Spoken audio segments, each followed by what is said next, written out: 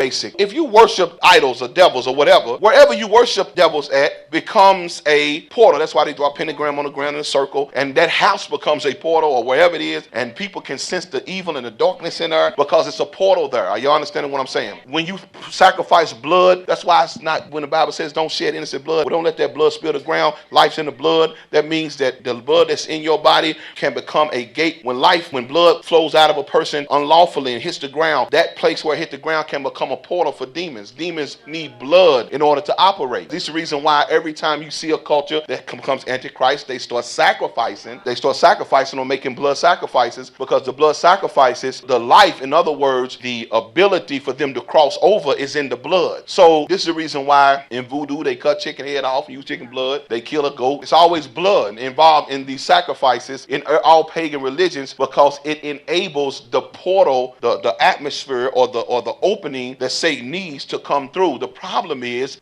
that they cannot sustain. The blood will dry up. As the blood dries up, it loses its ability, its power. As long as it's wet, I don't want to get too deep into this. Why do you think the Bible said the life is in the blood? So they can cross over where there's a blood sacrifice. So that's why some places that are very hollowed out for evil, demons can manifest easily. That's why some people who's really into it, they see demons manifest all the time, because wherever they are has been hollowed out. It's a lot of darkness and iniquity has been done there. Sometimes even some human sacrifice that causes, that's one of the greatest evils. The innocent blood has the highest power. Listen to me. Why does Satan like children, or want to kill children, or want the innocent? Because the more pure a person is before sin, the more power that blood in them has for the demons to operate. When a person is sinful, they can still use your blood. Is this too much for y'all? They can still use your blood, but it doesn't go as far. It ain't as potent as an innocent one. And so when we understand the days of Noah, you'll realize there was the religious system in effect, same way as in Sodom and Gomorrah. Sodom and Gomorrah was religious. They were doing pagan practices, but they had temples, they had worship, and they worshiped him. They worshiped their God through sin. They worshiped their God through sexual sin. I'm trying to get y'all an understanding of what I'm seeing here. Let's say this one room right here, we all in this room. Now, we in this room, as long as we are living right, the room fills up with light, right? But if we start going into sexual promiscuity, iniquity, and sinning, and all of the things the law is telling us not to do, then wherever sin releases or produces dark, that's why the Bible says, if your eye be dark, how great the darkness. It literally produces darkness. If the light in you be darkness, how great the darkness. So sin releases darkness wherever you commit sin. This is the reason why objects become cursed. Do y'all understand?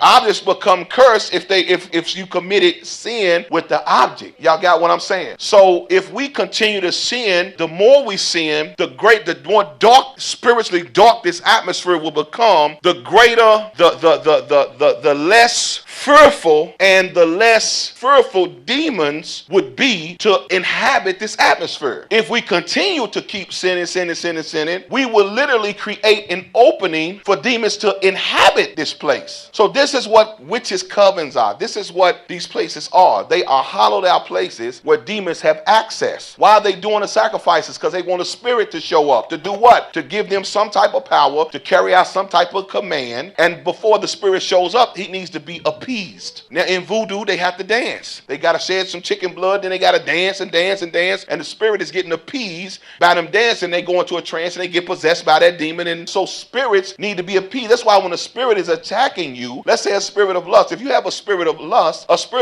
will torment you until you fulfill lust. Once that spirit is fulfilled, it's just like drinking a cup of Kool-Aid. Spirit was thirsty, just telling you drink, and you ain't drinking, and it'll torment you till you drink. Once you drink, that feeling go away until that spirit stirs up again. What are you doing? You're literally feeding or sacrificing to a demon. Every time you lust, the demon is able to fulfill its lust through you. So the days of Noah was all about Satan had totally took over, where man was totally in agreement 24 hours a day so that they could listen. You know how we used to say how America used to, wasn't no hurricanes coming here, we didn't have no bad earthquakes, it was all good because the cup of iniquity was not for her. So we still had a hedge of protection that the plans of the enemy was always getting messed up, because, better yet, remember, Balak knew that he could not touch the children of Israel till they were cursed. But Balaam understood, I can't curse them, but I need to get them to fill up their cup of iniquity. Once they fill up their cup of iniquity, they will curse themselves. They will remove what is protecting them. They would have created an atmosphere of such darkness